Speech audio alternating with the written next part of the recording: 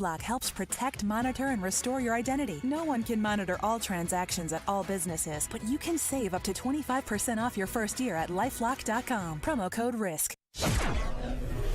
7:08 Team Hochberg Traffic Center time and Jim. Inbound Kennedy delay started Cumberland. It's 26 minutes O'Hare to downtown. 13 minutes from Montrose. 8 in the express lanes. And outbound 19 minutes to the airport. The Edens holds at 15 minutes Lake Cook to Montrose. Outbound 14.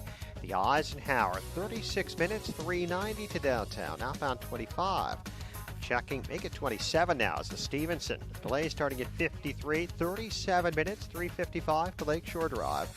At 17 minutes, 95th to downtown. I-57, 12 minutes, I-80 to the merge. Bishop Ford 17. There's a crash at 115th, which is blocking the left lane. Northbound Lakeshore Drive is congested, 53rd to 47th. That's traffic. I'm Jim Talamonte on AM 560, The Answer. Chicago's Morning Answer continues next. AM 560 Weather Center forecast with our meteorologist, Steve Williams. Clouds and sun today, the high 45. Partly cloudy tonight, low 32. And then clouds tomorrow, the high 49. AccuWeather's Minutecast has expanded to 4 hours. Download the new app today. I'm Steve Williams on AM 560, The Answer. 34 at O'Hare. Next news, 7:30. Chicago's Morning Answer with Dan and Amy continues next on AM 560, The Answer. From the Matrix Home Solutions studios, this is Chicago's Morning Answer on AM 560, The Answer. Listen to AM 560, The Answer, online at 560theanswer.com, on the AM 560 mobile app, and your Alexa-powered smart speaker, on TuneIn, iHeart, and radio.com. This is Chicago's Morning Answer with Dan Proft and Amy Jacobson on AM 560, The Answer.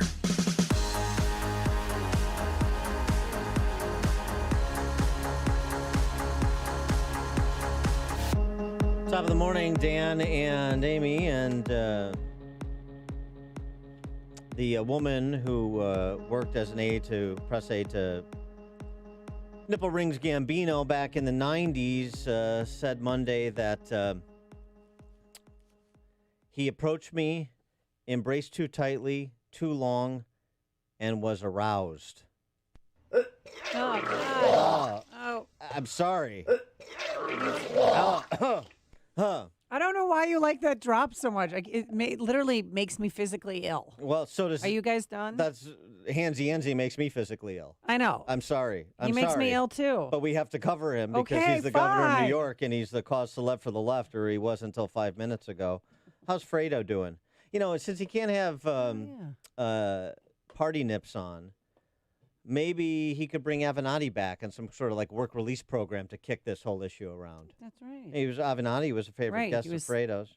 The cat's meow for a while. Yeah. I felt Karen Hinton goes on to say, I felt extremely uncomfortable and actually shocked. Nothing had ever happened that way between the two of us.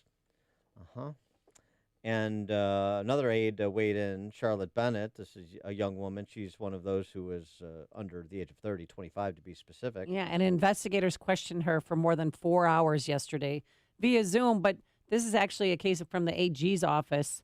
And we learned some pretty disturbing stuff. One piece of new information that came to light, Dan, was that the governor's preoccupation with his hand size and what the large size of his hand indicated for Charlotte and other members of his staff. Now, what, large gloves, like big hands, large gloves, right? Is that because I don't understand what this hand thing is? I don't accept the premise. I think a tiny Andy moniker. Tiny Andy is appropriate. Anybody that's obsessed is overcompensating. Exactly. Oh, yeah. Yeah. So I think we have a tiny Marco. Oh, that's right. I think we got a tiny Andy. Okay. Yeah. But she said he would create these rivalries between the women, a hostile work environment, because, he would just pit women against each other and told them to dress up, wear high heels, put makeup on. Sure. Look good for your governor. Hey, turn around. Let me see what you got over there in the backside, toots. Apparently, he thought he was Nucky Thompson. And he was lording over Boardwalk Empire.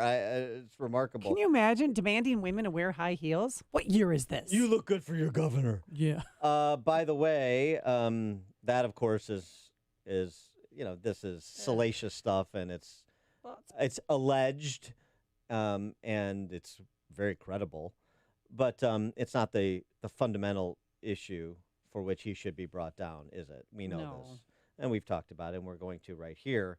It is his handling of nursing homes in New York City and New York State, and his lying about what he did. So he potentially was the proximate cause, the policy choice he made, of thousands of deaths that could have been otherwise prevented. And then he lied to the families and to the world about it, and not said enough, profited off it politically and financially until his book publisher stopped pumping his book. For more on that part of it, we're pleased to be joined by Michael Volpe, investigative journalist and author of Sandra Grazzini Rucky and the World's Last Custody Trial. Michael, thanks for joining us. Appreciate it. Thanks for having me. Well, this is good perspective on the COVID side of the Andrew Cuomo story, and you go back a decade to a whistleblower who blew the whistle on the performance, the environment in the state's group homes, and so and the policies associated with the management of those group homes. So what Andrew Cuomo knew or should have known going into the pandemic. Correct. Group homes, that's for people with disabilities who either can't take care of themselves and the families can't take care of them. The whistleblower who went back, his name is Michael Carey, and he's a whistleblower because his son died in one of these group homes assaulted by one of the employees. So that blew up. There was a pretty significant New York Times story. Danny Hakam wrote it about a decade ago, and Cuomo said, I'm going to fix it, and he created a whole new system. He called something called the Justice Center. And so what that would do is if there's any complaints, a criminal complaint would go to the Justice Center. And, of course, rather than fixing the issue, that buried the issue, because almost all of the complaints that went to the Justice Center, they would be buried. And then they did something very similar to the Catholic priests. They basically reach out to the group home and say, employee X is being investigated, and next thing you know, employee X is in another group home. So they shuffle those guys around.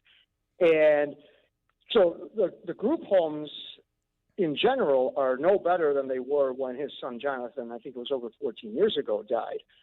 As far as the pandemic, they were warned right at the beginning. I got a quote from another whistleblower, Jeff Mansour, that their policy was going to create death. And what was the policy? They call it floaters. So these group homes are such a disaster that they have a lot of trouble keeping employees. So they often have, missing employees in one group home or another, and floaters go from one group home to another. So you can imagine what that does to COVID. So they were basically bringing COVID from one group home to another, and it was spreading all throughout. And then where it's also similar to the nursing homes, Michael Carey's been trying to get data, and all those FOIA requests are being thwarted, even though that's against the law.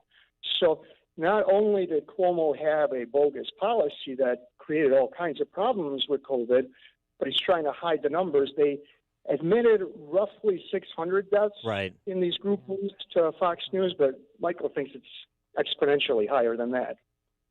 Wow. And did Cuomo, was he aware that this was going on? Did he give this stamp of approval for this? Well, he was definitely aware starting in May of 2020 because he was asked about it. Now, he what policy? I don't know anything about it. The whistleblower was Jeff Mansour. He was the one who told, I think it's a station out of Albany. They asked Cuomo. At that time, Cuomo said, I have no idea what you're talking about, but certainly since then. So what Mansour said is he micromanages everything. He doesn't believe that he wasn't aware of anything, but he certainly was aware starting in May. And this floater policy continues today. And the New York State admitted it to me, to Fox News, to the Washington Examiner. They claim it's very, very rare. Talked to a guy named Bill Platt. He had 3 siblings who were in group homes, in 3 separate group homes. All 3 of them got COVID. 2 of them died. And he said that they absolutely had floaters going in. The other thing he said is they have rotations. So somebody comes in for 8 hours, another person comes in for 8 hours, and then they go home. And that's another policy that's going to spread COVID throughout. And the people in group homes, they're stuck there. So if you get like 10 or 15 of them and one person brings in COVID, it's a pretty good chance all 10 to 15 will have COVID within a week or so.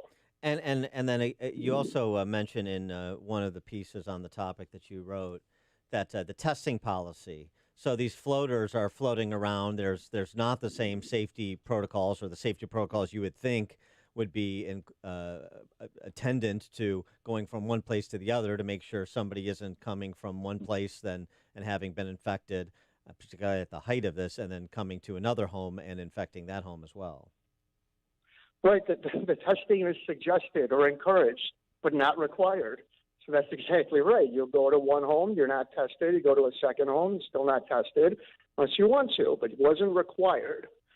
So, yeah, it's a lot stricter for people in restaurants than it is in these group homes, even though if you think about it, where is it going to spread in them? Well, Yeah.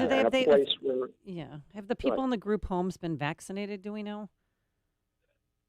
I don't know if they've been vaccinated. There certainly should have been. They should have been at the top of the list. Most of these people are very vulnerable. They have all kinds of physical disabilities.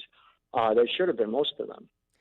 The other thing, I mean, just to give some perspective on the group home situation in New York State, that whistleblower you wrote about, Mike Carey, whose son was killed in a group home, as you mentioned, he said in a documentary that was made about group homes in New York State, he believes 1/3 of the residents in New York State group homes are sexually abused. Right, because whenever you have a complaint, it goes to this place, the Justice Center, which doesn't actually investigate it most of the time. Rather, it tells the group home that so-and-so is being investigated, who is then moved. There's another quote where one of the guys who got busted said it's basically like pedophiles dream, these group homes, because the people are vulnerable. You have almost no investigation, and if you're found out, they just move you around, exactly like what they did with the Catholic priests. And why is that important? It's important is because they are given free rein to do whatever they want, including preying on people, apparently. And so you think they're going to be frontline in preventing the spread of COVID or be particularly idiosyncratic about safety protocols? We can do what we want. This is our fiefdom. And the governor clearly is indifferent to it, at best indifferent. Right. Kerry thinks it's a lot more nefarious than that. It's not that he's indifferent to it. It's that he's created a system where it makes it easy for the sexual assault, other assaults, and then he makes sure it gets buried. Look, if a woman is sexually assaulted, she goes to the police. How come when a crime happens at a group home, you go to this thing, the Justice Center? Why are you creating a special group for crimes in these group homes? If you think about it, it makes absolutely no sense unless the whole point is to bury these crimes. This is really great reporting, and it's disturbing, and it prompts a whole lot of other questions. I'm ashamed to know that I didn't know Mike Carey had been asking them for a decade. We do now, and I hope this gets picked up too, and these questions continue to be asked, and pressure is put on the Cuomo regime to provide all the information that they haven't provided so far. As you mentioned, they're seeking more information about this. I assume that then Carey and this other whistleblower, Mansour, are they talking to these various investigations going on into Cuomo, the AGs maybe most particularly? They are talking to anyone who will listen, and the Washington Examiner has done a lot of work on this as well. They reported yesterday, I don't know who the state legislators are, but they are asking for an investigation of everything that I just talked about. So Cuomo is not getting away with anything anymore, but as you said, Mike's son died over a decade ago. The article came out about a decade ago, and all that's happened is it's become worse up until maybe a couple months ago. And oh, by the way, Andrew Cuomo has been governor for a decade. Correct. Yeah. His third term. And look, I mean, it's just when you think it can't get more disgusting. The only reason that he acted up was because it was in the New York Times. It was very well received. I think it was at least nominated for an award. So he was put in a box. You had to do something because everybody was outraged. So he's like, I'm going to fix it. I'm going to create the Justice Center. They're going to specialize in these things. And all that happens is you call into the Justice Center, they take the complaint, and no one ever hears about it again.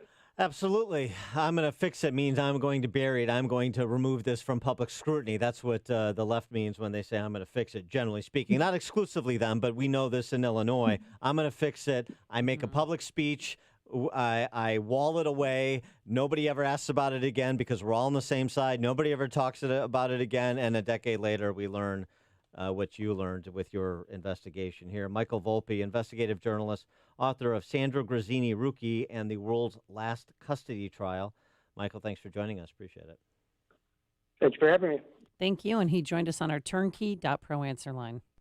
Listen to podcasts of Dan and Amy from the AM 560 mobile app. Download it today at 560theanswer.com/mobile. If you're an AM 560 listener, one thing I'm certain of is that you're not tuning in to listen to me. So I'm sorry about the next 47 seconds. But we have specifically chose this station because we think we're similar, and we'd love for you to see 3 reasons why our mortgage team might be a good fit for you or someone you care about. 1, we've got a direct lender advantage. Our mortgage team is an arm of a bigger company who is a direct lender. There's no middleman, which means our company gets to use its own money and make its own decisions within its own walls. An advantage that often allows us to get you a better rate, saving you monthly and lifelong money.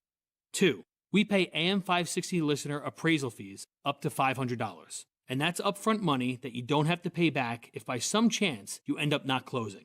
And finally, our faith is a big deal to us and we're open about that. If we seem like a fit for you, we'd love to talk. We are United Faith Mortgage. United Mortgage Corp, Melbourne, New York. NMLS number 1330. Ryan Brecka, NMLS number 65233. For all licensing information, go to nmlsconsumeraccess.org. Warmer weather is here. You're going outside, or you will be soon after yesterday. So it's time to lose those pandemic pounds, and you can do it by spring since it only takes 40 days to lose a contractually guaranteed 20 to 40 plus pounds with NJ Diet. NJ Diet's program starts with bioenergetically personalized supplements based on your hair, saliva, and blood work. NJ Diet then uses DNA testing to create your ideal diet plan and workout regimen to help you keep it off for the rest of your life. Not sure if you can do it alone? Sure you can. NJ Diet is with you every step of the way. You're fully monitored to make sure you're burning fat, not just losing water. You'll also get the doctor's personal email and phone number. NJ Diet is available in Chicago and nationwide with live online video consultation. So call them today, 855-5NJ-DIET. That's 855-5NJ-DIET, or go to njdiet.com and lose the weight for good. That's njdiet.com. Where can you get good neighbor service and surprisingly great insurance rates? At State Farm. Because State Farm agent Finney Rachel is your one-stop shop in Chicagoland for the service you deserve at the price you want. So stop looking around. State Farm agent Finney Rachel is ready to help. Call 630-932-0300 for your surprisingly great rates today. Like a good neighbor, State Farm is there. Individual premiums will vary by customer. All applicants subject to State Farm underwriting requirements. Your local State Farm agent, Finney Rachel, can combine your home and auto. And guess what you'll get? That's right, good neighbor service with surprisingly great rates. In fact, State Farm agent Finney Rachel is your go-to agent in Chicagoland for the service you deserve at the price you want. So try combining home and auto today. State Farm agent Finney Rachel will help you mix and match things perfectly. Visit callfinney.com. Like a good neighbor, State Farm is there. Individual premiums will vary by customer. All applicants subject to State Farm underwriting requirements. All right, by now you've all heard of Turnkey IT, locally owned and operated company, and they've told their story about successfully providing IT solutions for hundreds of Chicagoland businesses. But now they're turning a new chapter in their business, Turnkey Consulting. Yes, Turnkey Consulting came out of the need for so many small businesses looking for help to grow their business beyond just networking systems. Turnkey's team of consulting experts have decades